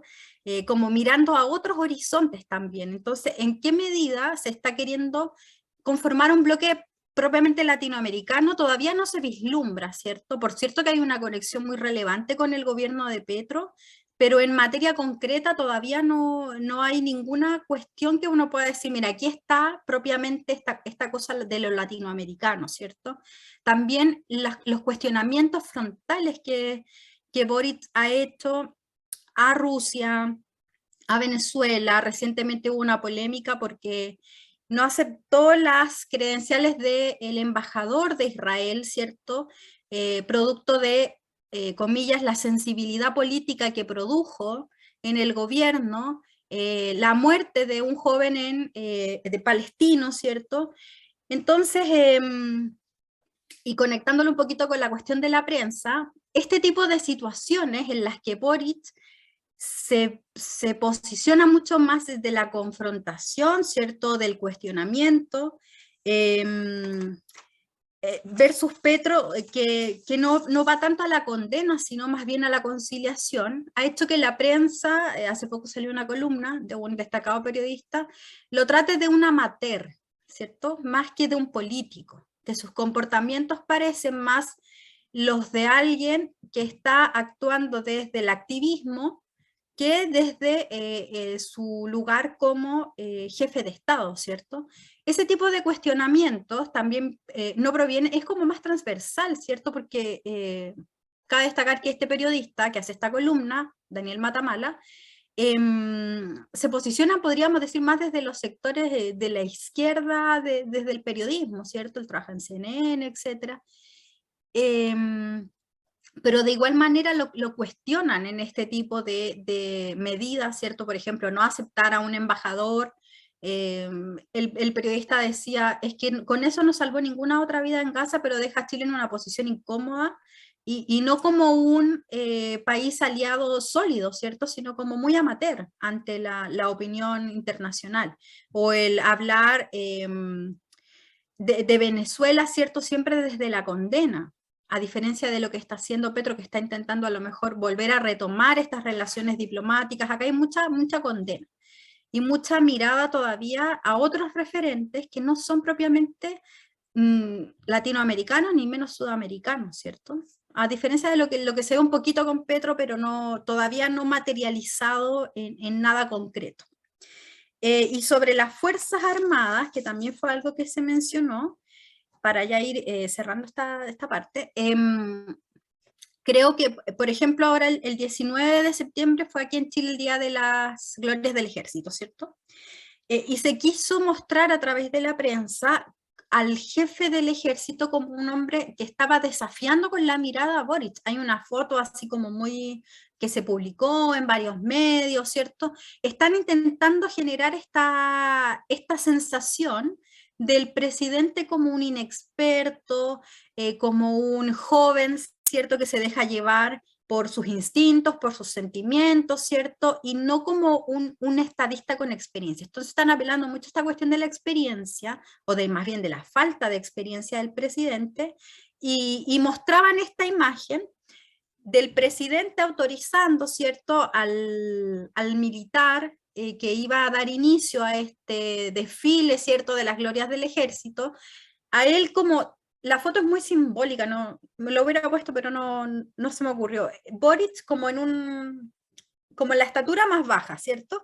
El otro puesto más alto, con una cara seria, como desafiante, y el otro como con una carita así. Entonces se está creando esta idea de que las Fuerzas Armadas podrían, y ustedes comprenderán que eso es una sensibilidad fuerte en Chile, que estén contraponiendo en la prensa a los militares al poder político, ¿cierto? Y después de eso, Boric pone un tuit en el que dice, como muy contento por las glorias del ejército, muy impecable el desfile, ¿cierto? En el que demuestran su subordinación al poder político, ¿cierto? Que es una cuestión que es constitucional y que todos lo sabemos, pero que tiene esa idea, ¿cierto? De mostrar como que sí realmente se está intentando generar una tensión con las Fuerzas Armadas y de orden, a propósito de otros conflictos relevantes en el país, como es el caso de la Araucanía, o como lo que está sucediendo en el norte, por ejemplo, con toda esta oleada de migración por pasos no habilitados, ¿cierto? Que son precisamente, se está mostrando como las Fuerzas Armadas las que están conteniendo esto porque políticamente no se está consiguiendo, ¿cierto? Entonces todo como una amalgama de cuestiones que están sucediendo en este momento en el que se está mostrando y apelando mucho a esa inexperiencia política del presidente desde los medios y también en sus relaciones con las Fuerzas Armadas, como para más o menos aludir a las preguntas que aparecían acá. Ahora, si el doctor Juan Camilo Riobo pudiera contestar las preguntas que se hicieron hace unos momentos. Gracias, doctora Olivares. No, bien, muy interesante las respuestas. Mira, yo voy a partir con algo. Yo creo que Petro y Boric son dos románticos, son románticos, son gente que lee poesía, comenzando por ahí. Es gente que uno está conectado generacionalmente por todas estas luchas estudiantiles, y otro también llegó por este romanticismo y por esta cultura guerrillera. Entonces me parece que ¿qué se puede esperar de dos románticos? Yo creería que se puede esperar muchas decisiones como tomadas en el calor también, como esta cosa muy pasional, que es como muy típico de este tipo de líderes, mira. Y yo lo haría también una contrapregunta. Esto ya abre otro tema. ¿Hasta dónde el presidencialismo en la actualidad realmente tiene la profundidad que tiene, o lo tenía hace un par de décadas anteriores? Yo pienso que la figura del presidente hace rato perdió, por ejemplo, criterios institucionales, lo pondría así. Perdió reconocimiento, por ejemplo, a nivel institucional al interior de los países. Sigue siendo importante como figura internacional, pero yo creo que ahorita hay una crisis del presidencialismo bien interesante que hay que analizar. Entonces, Yo creo que este Petro, sobre todo este Petro que ganó, este Petro, ya después de haber leído mucha literatura y haber recorrido como todo un camino bien interesante, es un Petro mucho más mesurado, pero aquí viene una de sus grandes críticas y es que hay veces Petro también le entra este espíritu de que él, en Colombia le decimos carro loco, que él tiene su idea y hay veces no te escucha al colaborador o al guía o a la persona que te esté dando el apoyo. Entonces, yo a Petro lo veo como un líder, como se mostró en el discurso de la ONU. Yo creo que él va a ser como una tendencia de este ser latinoamericano. Creo que va a ser la vuelta de nuevo esta escenificación del ser latinoamericano, pero ya no más como algo exótico, como, ah, sí, los latinoamericanos, mira, qué curiosos, su pasado, los conquistados. Yo creo que Petro, esta versión de Petro y sobre todo esta idea latinoamericana es que nosotros podemos ofrecer soluciones. Nosotros podemos hacer ciencia, por ejemplo. Nosotros podemos ser modelos económicos, hacer modelos económicos para países, por ejemplo, de Europa. Entonces yo pienso que eso es lo que, ese es el Petro. Y Otón decía algo que, ¿cuál va a ser nuestro papel en la guerra contra el narcotráfico? Que es algo que nos atañe a todos, porque, por ejemplo, nuestro modelo de seguridad, que es el de la securitización y seguridad privada, es el que se está llevando ahorita en la Araucanía, en Chile. Entonces, cuando tú ves noticias relacionadas con la Araucanía, es lo mismo que pasaba con las FARC en Colombia en ciertas zonas, ¿no? Es casi es una copia textual, ¿no? Entonces me parece que esta idea latinoamericana es bien importante y yo veo a Petro como un referente de esto. Yo creo que Boric ha sido atacado por la prensa especialmente y ha sido atacado por los medios de comunicación y se le ha visto como un aprendiz y me parece que se está haciendo un poco injusto porque socialmente creo yo que el contexto y los contextos de nuestros países demandaban este tipo de políticos también en escena, porque se había desaparecido o vivimos en la etapa del político empresario, del político que hacía ligado más a temas políticos, pero estos dos líderes son hechos de otro material. Yo siempre lo digo, ¿no? Estos son dos románticos, o sea, estos son dos poetas y creo que eso necesitaba, por decirlo así, el espectro político latinoamericano. Necesitaba dos personas que dieran impulso y la gente también lo quería. Y yo creo que yo sería muy cuidadoso, por ejemplo, de decir que la izquierda, así que la centroizquierda, yo creo que la gente hace rato quiere un modelo. Yo creo que la gente quiere un modelo más moderno, en un sentido como más filosófico de la política. Y la gente quiere vivir tranquila y quiere tener accesos y quiere tener movilidad social. Y, y esto va a sonar supremamente antipolítico, pero no sé si esto se pueda clasificar como una cosa de izquierdas o de derechas, ¿no? Me parece que hay un modelos europeos y experiencias europeas que han salido de ese presidencialismo y han avanzado hacia sociedades más igualitarias, ¿no? Entonces me parece que en ese sentido ambas presidencias buscan eso, ¿no? Buscan eso con los recursos que tienen, ¿no? Porque no es lo mismo cuando tú tienes a los medios de comunicación, en tu caso, como lo tuvo Piñera en su momento, a como lo tiene Boric ahora, ¿no? Que es prácticamente el aprendiz, es joven. Entonces, creo que ahí hay que hacer una diferenciación, ¿no? No es el mismo Petro que se presentaba como oponente del uribismo tradicional y el oponente del paramilitarismo y las mafias, al Petro de ahora, que es un Petro mucho más, iba a decir la palabra maduro, pero puede que genere alguna dificultad.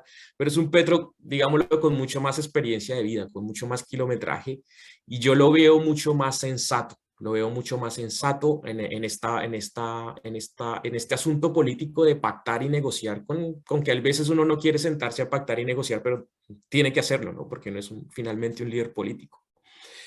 Yo creo que Yo admiro mucho el primer Lula, creo que el Lula da Silva, cuando ganó por primera vez, en Colombia se vio que el problema no era, no sé, no era que los latinoamericanos éramos como algo biológico, ¿no? Como, no, esta gente no puede.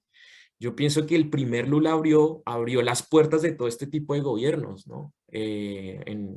Sobre todo en la actualidad, ¿no? Ese primer Lula logró desarrollar, y en Colombia era visto el modelo como efectivo, como un tipo que estaba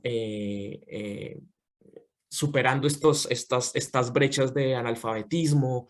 Había una construcción también de infraestructura importante en Brasil, y como que en ese momento yo creo que hay como un cambio de chip, de paradigma, sobre todo, que era como gobiernos de izquierda, derecha. Yo creo que esto fue como el punto de entrada. Después llegó este giro que también es parte de la dinámica política, ¿no? Todos sabemos que después de la Revolución Francesa vino Napoleón, entonces no hay de esperarse también que en nuevos ciclos surjan expresiones mucho más de violencia o mucho más represivas. Yo creo que no sorprendería, por ejemplo, en el caso de Chile o Colombia pudiera pasar después, porque es parte de la política, y la política es siempre un terreno muy móvil, ¿no? Yo veo a Petro, para centrarme un poco en las preguntas de Otón, Petro se ha acercado mucho a figuras militares de bajo rango. Ese ha sido como una de sus prédicas y de sus estrategias. Él dejó de estar con estos grandes generales de la República y él se centró con el pequeño, y creo que su discurso le quiere llegar como al soldado profesional, y él le quiere llegar al policía de la ciudad. No quiere, con estos grandes generales, hacer la conexión. Yo lo veo a él muy cercano, por ejemplo, a suboficiales, sus discursos con suboficiales, y fue una de sus primeras medidas de gobierno, fue reunirse con suboficiales de ambos cuerpos. Entonces me parece que esa puede ser otra estrategia bien interesante que pueda adoptar, ¿no?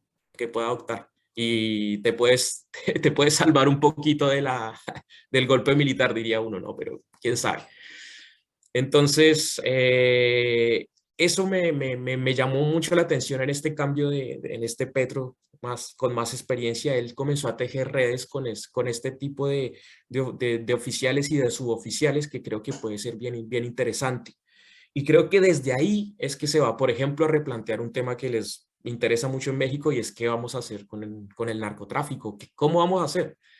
Porque pues sí, se habla de que hay procesos de restitución de cultivos, pero es que para cultivar coca no es lo mismo que cultivar café. Cultivar coca da más plata. Entonces hay que ofrecer otro tipo de soluciones que no sean solamente reemplazar cultivos por otros, porque eso no ha funcionado. O militarizar y reprimir a la población civil que cultiva. Entonces yo pienso que eso es mucho más profundo, pero hay, por ejemplo, una intención discursiva con lo que hizo Petro en la ONU, demostrar que se puede y que se van a tomar medidas sobre esto.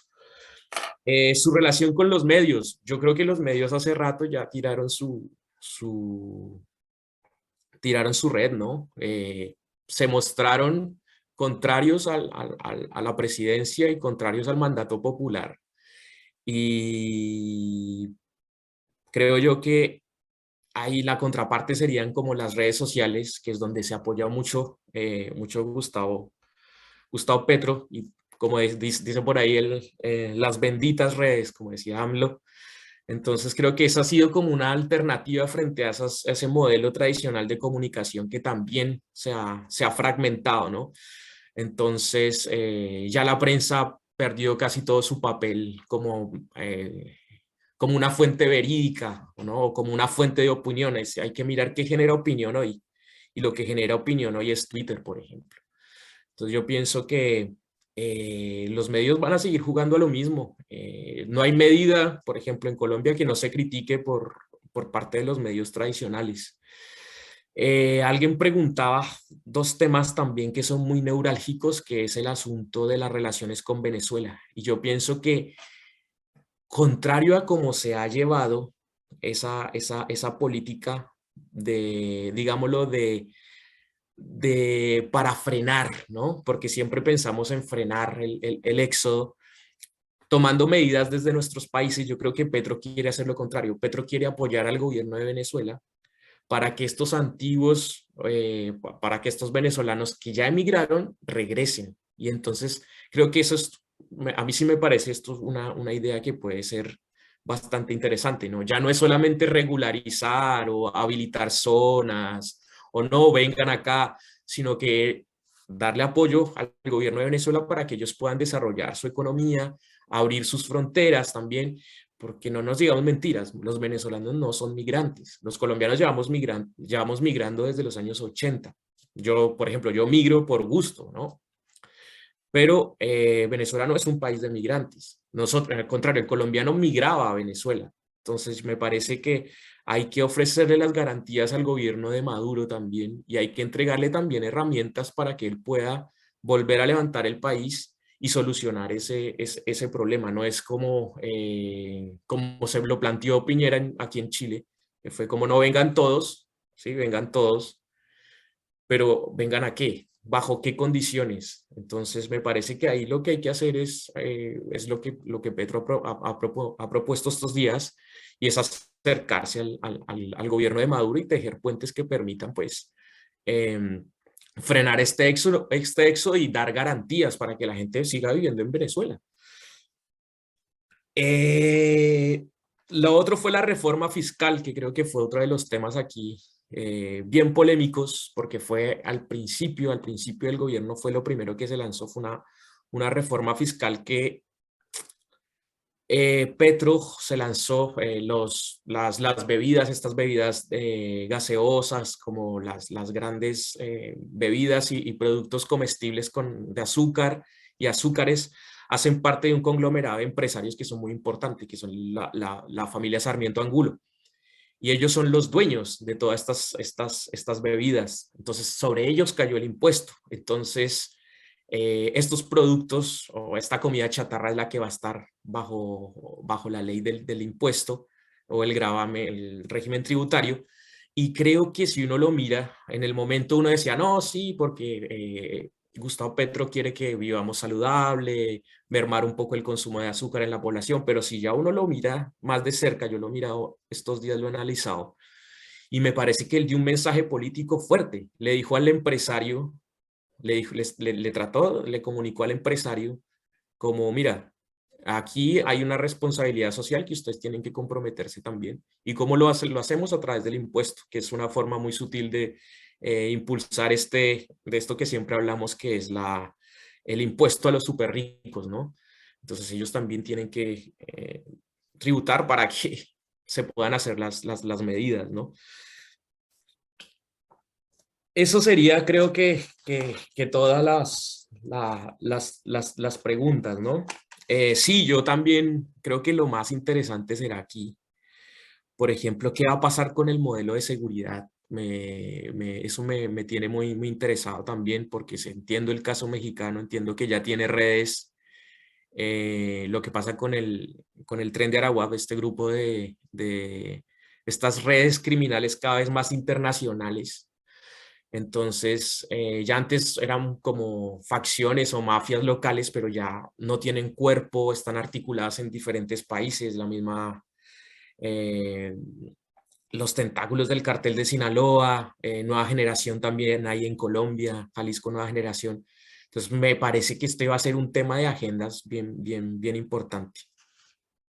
Eso sería todo.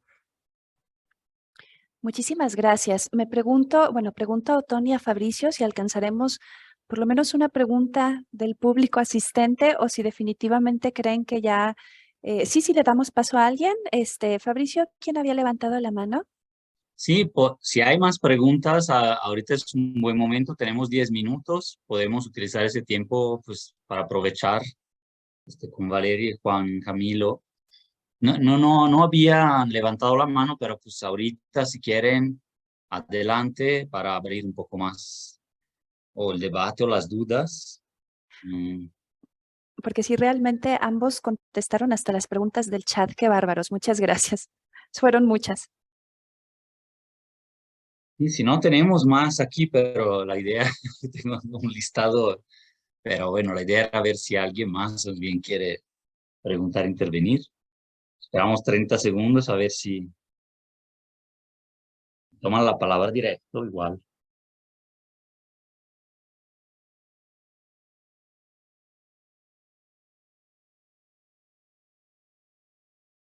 Yo tengo entonces, bueno, no sé si hay acá, pero una breve para Chile, es decir, no he entendido bien exactamente qué sigue.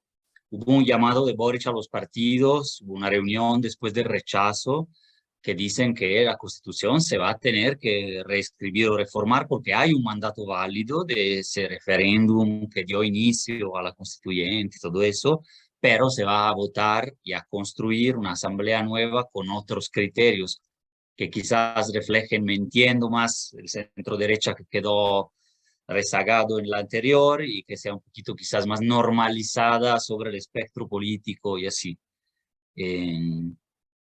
Entonces, ¿cómo ves tú ese proceso? Si hay ya un calendario, etapas, es como yo lo estoy interpretando, va a ser más así, pero a lo mejor da pie a que la voten ahora sí que con el sí y no con el no. Te tengo esa pregunta y te dejo la palabra. Sí, bueno, la victoria del rechazo era esperable, ¿cierto? Pero no en esa magnitud.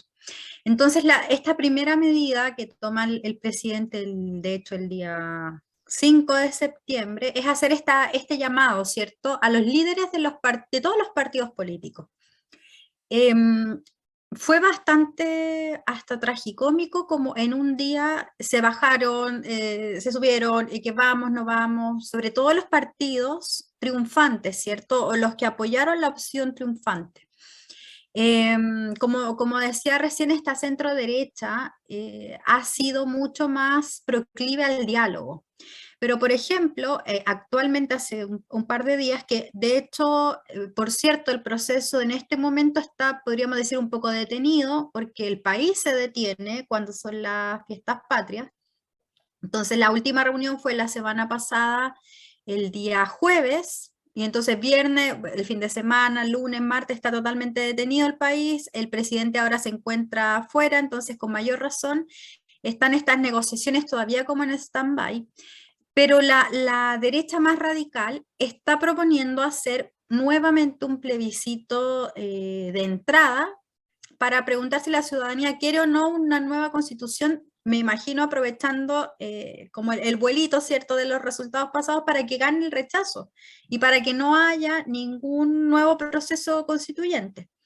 Esa idea no ha tenido la mayoría del respaldo, ¿cierto? Pero hay muchas propuestas sobre la mesa, pero por cierto los que tienen, digamos, el sartén por el mango en este momento son estos partidos de derecha más democrática. Entonces, su propuesta es que la nueva convención no sea tan larga, ¿cierto? Porque eso fue otra cosa, otro de los elementos que fue muy larga, que se gastaron mucho dinero, que eran muchas personas, que había muchos inexpertos, que esto de los independientes hay que repensarlo, porque los independientes realmente no saben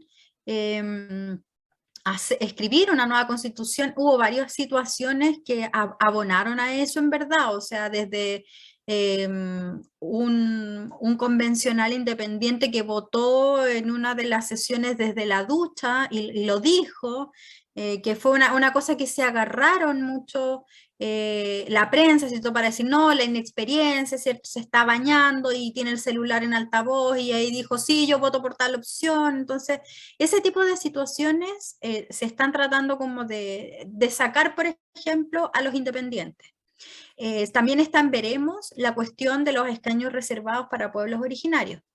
Algo transversal ha sido la cuestión de la paridad, ¿cierto? Eso está más difícil sacarlo de la discusión. Pero sí se está abogando mucho más por una comisión de expertos, ¿cierto? Más que por esta asamblea que un poquito como que fue para donde, como muy al calor del estallido y de las demandas, ¿cierto? Tratando de incluir como todos estos puntos de vista en los que, por cierto, la derecha no se sentía representada. Entonces creo que al día de hoy y como lo decía al cierre de mi presentación, todavía no está asegurado el proceso, ¿cierto? Todavía no hay ningún acuerdo, ni siquiera están los elementos que van a regir en caso de que hubiera, ¿cierto? Una nueva convención. Entonces yo creo que las próximas semanas son claves para esto. Pero sí hay muchos elementos que no están acordados, ¿cierto? Yo creo que la paridad podría ser uno de ellos, que sí es más transversal, y que no haya este plebiscito de entrada para ver si sí o si no, sino como continuarlo, pero todavía no se sabe bien bajo qué condiciones, está como en un veremos. Yo creo que a fines de mes, principios de octubre, a lo mejor ya podría estar más claro el asunto, sobre todo porque muchos de los partidos de derecha no quieren negociar con el gobierno, quieren hacerlo en el Parlamento, donde son mayoría, por cierto. Entonces están sacando al presidente, al gabinete, al gobierno de la discusión, precisamente porque lo acusan de haber dejado de gobernar en estos meses de campaña y haberse dedicado en exclusivo a la campaña por el apruebo, y entonces por la prensa es como, dedíquense a gobernar. Nosotros vamos a ver en el Parlamento cómo sigue el proceso, ustedes no son parte, porque además ustedes no tienen respaldo, ¿cierto? Ustedes no representan el 38%, entonces la ciudadanía no quiere que ustedes estén dentro de la discusión. Creo que ahí no estamos en un punto muerto, pero tampoco han habido grandes avances desde el plebiscito a la fecha respecto a de si se va a hacer o no esta convención y bajo qué condiciones. Lo más probable es que sí, y que a lo mejor sea mixta y una comisión de expertos y elegidos, pero de los partidos, no tanto independientes. Creo que por ahí podría ir la cosa. Muchas gracias. Creo que ahora sí falta muy poquito tiempo. No sé si, Larissa, quieras dar tu un cierre. En realidad, creo que poco puedo agregar para tan importantes participaciones, tanto del doctor Juan Camilo, Valeria, Otón y tú mismo. Más bien me gustaría terminar desde una manera un poco pragmática, porque pues para las personas que nos están escuchando hemos estado chateando mucho y quizá no se ha compartido completamente la información de que este video se va a compartir en la página de Facebook de Biblioteca Ibero León, también en tu canal de YouTube, Fabricio, que hacemos de una vez el comercial, Fabricio Lorenzo Mes. Por supuesto, los compañeros de biblioteca por el chat, para los que estamos en esta sesión presentes, nos están pidiendo llenar una forma, si nos hacen ese favor, y compartir el correo electrónico para el registro de la sesión.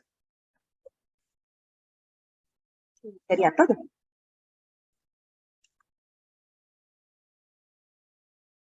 Creo que en todo caso, más bien sería pues despedir, agradecer a la doctora Olivares, al doctor Riobó, por el tiempo, la dedicación y por supuesto pues la presentación como tal que nos han dado a todos y a todas. Y por supuesto también a ti, a Otón, por también estar presidiendo esta interesante exposición. No sé qué más quieran agregar, ya sea tú, Fabricio, u Otón.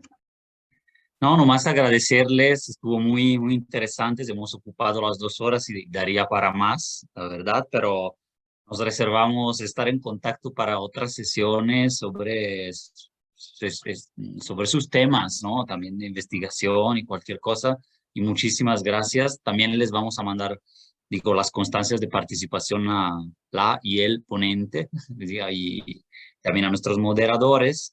Y listo, nomás mandarles el abrazo desde acá. No sé si Tom quieras también dar la despedida. Escriban acá sus correos si pueden para permitir a la biblioteca tomar registro. Muchísimas gracias a todos. Esperemos que se vuelva a repetir. Gracias, adiós. Hasta luego. Gracias. Hasta luego.